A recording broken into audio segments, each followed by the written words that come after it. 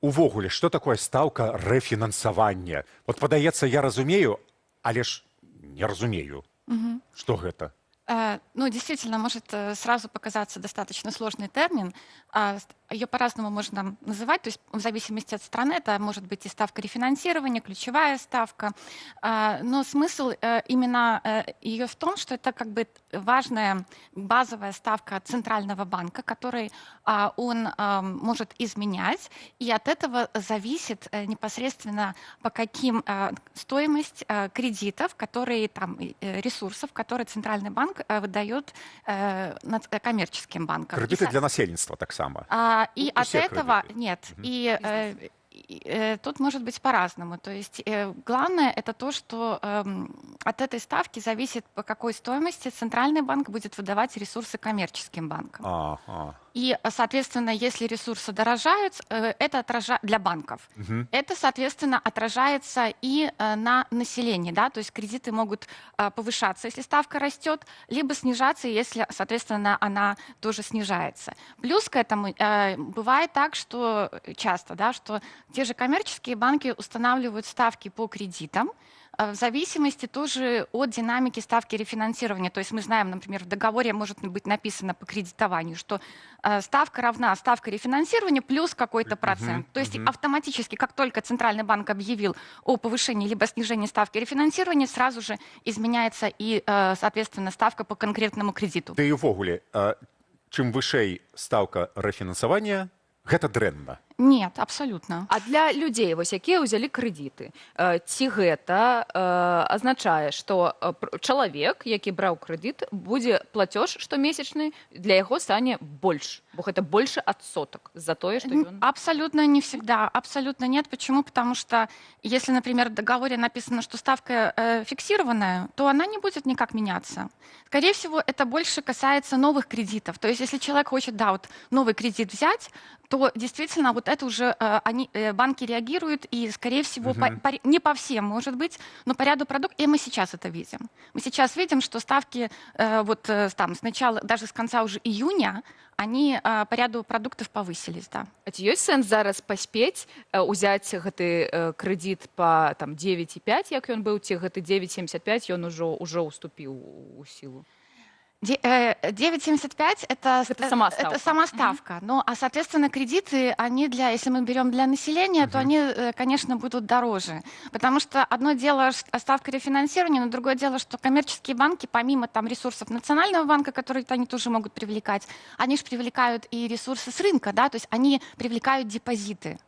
Да? А депозиты сейчас, ну, какие ставки по депозитам? 13-15%. Рублевые. Рублевые, конечно, да, я говорю про рублевые сейчас. Соответственно, с учетом того, что банк должен как-то немножко и заработать, по крайней мере, не в убыток себе, да, соответственно, по кредитам будут, естественно, они выше, то есть в зависимости от кредита. То есть если, например, мы берем там на жилье рыночные ставки, не льготные, да, то есть они там могут колебаться там 16-18%.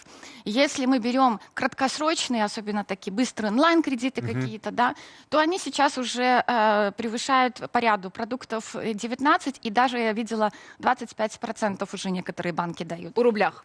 Это мы все говорим про рубли. Абсолютно. Уход. Это годовые, в годовом в год. Но и еще здесь, помимо, вот много говорят про ставку рефинансирования, но надо еще понимать, что с 1 июля Национальный банк также повысил расчетные величины стандартного риска. Что это такое? Это предельные ставки по новым именно кредитам для коммерческих, которые могут устанавливать коммерческие банки там, для населения, для предприятий, для организаций. Если же они превышают этот предел, то тогда, ну там в среднем по банку, то тогда может идти какие-то штрафные санкции Национального банка. То есть если, получается, если этот показатель растет, то, соответственно, у банков больше возможностей для повышения. Это не обязательно, что они повысят, но больше возможностей для повышения ставок есть. И мы это видим сейчас, вот если мы смотрим на кредиты для населения в рублях, краткосрочные, мы видим, что с 1 июля по ряду продуктов они как раз и по краткосрочным кредитам и повысились до вот этого предела. А предел сейчас составляет 19,1% годовых. То есть, но это касается краткосрочных кредитов. Почему? Потому что, ну как уже можно было читать там из пресс-релизов Национального банка, что очень большой спрос со стороны населения, да, за счет роста зарплат, за счет роста кредитования. Соответственно, надо как-то его немножко сбить. Вот они сбивают за счет ставок. А ці гэта працуе? Прэс-рэліз Нацбанка. Гэтая мера патрэбная, каб стрымаць попыт і запаволіць рост цен. Але інфляцыя ж усё роўна расце. То бок павышэнне ставкі рэфінансавання не працуе, ці як? Чаго чакаць увогуле? Ставка рефинансирования, она же была повышена буквально там, ну как бы тут, там чуть больше недели назад, да, 25 Поэтому, да, тут еще какой-то, там мы не можем говорить, она сработала, не сработала, но дело в том, что, безусловно, то есть даже вот эти вот меры, которые были приняты, повышение ставки рефинансирования, повышение там этих расчетных величин стандартного риска, да, то есть это только одна из мер, то есть она не значит, что они приняли, Национальный банк принял, и все, инфляция стабилизируется. Абсолютно нет. То есть это, причем надо понимать, что вот эти, на самом деле, вот если мы говорим про ставку рефинансирования, повышение, оно же было очень маленьким. То есть мы берем, ну, давайте там, другие там, то есть это не 1%, не 2%, а 0,25%. На самом деле это такой осторожный шаг со стороны Национального банка. Но при этом они таргетированно, да, вот увеличили ставки по кредитам для населения за счет вот, динамики вот этих вот расчетных величин. Это да. Но это только один... то есть оно как-то... Оно может как бы влиять, да, ну, оно будет влиять немножко в сторону стабилизации цен, но не факт, что это ну, как бы сильно, да, так сработает. Посмотрим в этом месяце, какая будет инфляция. А ці варта цяпер браць крэдыт? Ці чакаць чагосьці? Ну как, то есть тут зависит, конечно, от возможности каждого и потребности каждого, да, потому что в любом случае надо понимать, взять кредит чисто для того, чтобы его взять, нет никакого смысла, абсолютно, да, потому что за него по-любому нужно будет платить, и платить, скорее всего, выше, чем там инфляция, да, то есть это если мы не берем льготные кредиты. Вот, поэтому если потребность такая есть, то, безусловно, то есть можно взять кредит. Терминово. Ну, разные, да, то есть, а если такой потребности нет, ну, надо тоже быть с этим осторожным, чтобы не было закредитованности, да, то есть надо понимать свои потребности. Калі ты глядзіш на гэтыя навіны, гэтая стаўка, але у цябе там запланавана аўто купіць, ці, мабыць, не ведаю, будоўлю нейкую рабіць, ці ў бізнесе нешта набыць, не трэба глядзець і казаць, ой, усё, нічога не буду рабіць, як ішлі па свайму плану, так і ідзем. Гэта невялікі адсотак, так? Ну, я бы не сказала, что это там что-то серьезное, да, да, ну, на самом деле мы видим вот эту тенденцию к повышению, оно уже не только в этом месяце, да, то есть, оно постепенно ставки росли в этом году, но, да, то есть сейчас, конечно, уже кредиты становятся такими достаточно дорогими. Но если это не касается, самое интересное, это не касается кредитов для предприятий долгосрочных. То есть там немножко Национальный банк по-другому сработал. То есть вот эти же расчетные величины стандартного риска для долгосрочных кредитов, они были снижены. Ну, каб нешта рабілась, хоць нешта каб. А вось зараз кажуць, што трымаць грошы лепш у беларускіх рублях. Захоўваць. Так, гэта насамрэч... Валюта ці беларускія? Ну, смотрите, безусловно, сейчас, если мы берем валютные вклады, они абсолютно... Ноль, там они в рамках, ну, может быть, где-то 1% годовых, где-то, может быть, найдете там 1,5 или 2 даже, но с учетом того, если мы берем, ну, обычно, да, если мы берем валютные депозиты, это чаще всего в долларах люди, да, сохраняют, а доллар у нас падает, да, по отношению к белорусскому рублю. И на фоне еще вот этих низких ставок, безусловно, абсолютно сейчас это невыгодно, и люди это прекрасно понимают, и мы видим, что сейчас растут депозиты именно в рублях. Ну, плюс там еще была политика, да, Национального банка по поводу вот этой девалютизации. Ну, это, да, сейчас это новый этот термин, дедоларизация или девалютизация, ну, в принципе, одно и то же, да. И безусловно, сейчас депозиты, они абсолютно в долларах, они, ну, невыгодны, естественно. В рублях они приносят, да, доход, пусть не сверхдоход, но этот доход есть. Но здесь нужно понимать, что именно депозиты, которые приносят доход, то есть они выше инфляции, там, например, на уровне 4-15% годовых доход у них, это чаще всего безотзывные депозиты. На есть год ты кладешь там На ці- два. на год, на 2, и плюс к этому вы... податок же яшчэ.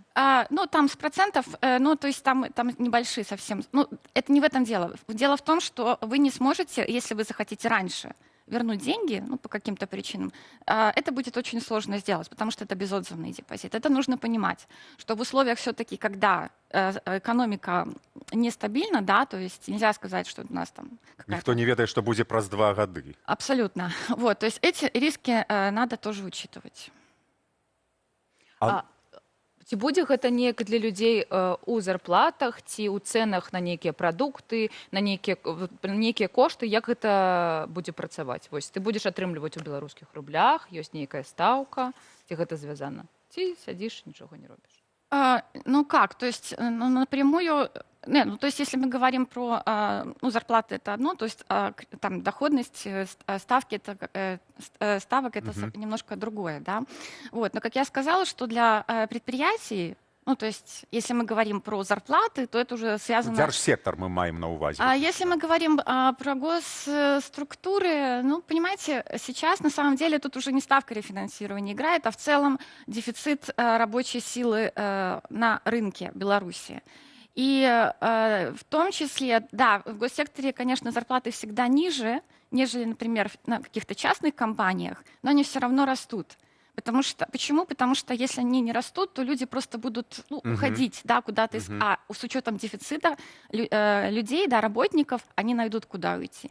Поэтому сейчас, если мы посмотрим на рынок, действительно зарплаты в реальном выражении, с учетом инфляции, они растут достаточно быстрыми темпами. А Нацбанк вось кажа пра дысбаланс. Заробкі растуць хутчэй, чым прадукцыйнасць працы. Ці гэта сапраўды праблема?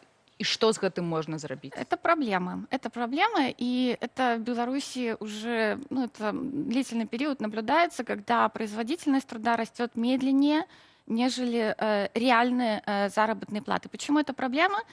Потому что предприятия, получается так, что у них растут в этом случае издержки на оплату тоже труда.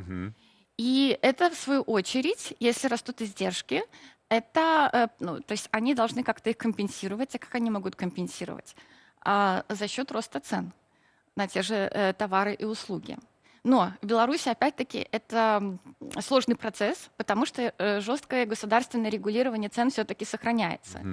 И вот здесь, как мы видим в последнее время, государство пытается найти какой-то не то что равновесие, баланс, но вот какое-то соотношение, чтобы, с одной стороны, и цены росли вроде бы, но не сильно, но и чтобы предприятия не уходили в минус. И вот эти вот качели мы видим вот последние несколько лет. А друкованный станок уже уключили, ці? Это для закона. Ну, как, тут уже другая, наверное, немножко тема для разговора, потому что эмиссия Национального банка, ну, то есть этого ничего в ней страшного нету. На самом деле, если она оправдана, там, например, рост экономический идет, и растет денежная масса, тут ничего страшного нет.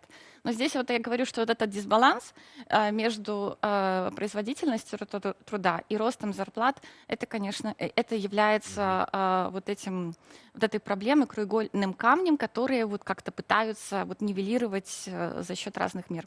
Золото трэба набывать. Дякую. Который год уже кажу. Дякую, Дзяніс. Брыльянты і золото. Набывай, калі зможаш набывай. Дзякуй вялікі. Гэта была Анастасія Лузгіна, дацэнт і кандыдатка эканамічных навук, таксама даследчыца Цэнтру эканамічных даследаванняў БЮРОК. Дзякуй, гэта было заспакойліва. Мне падаецца, мы неяк так супакоіліся.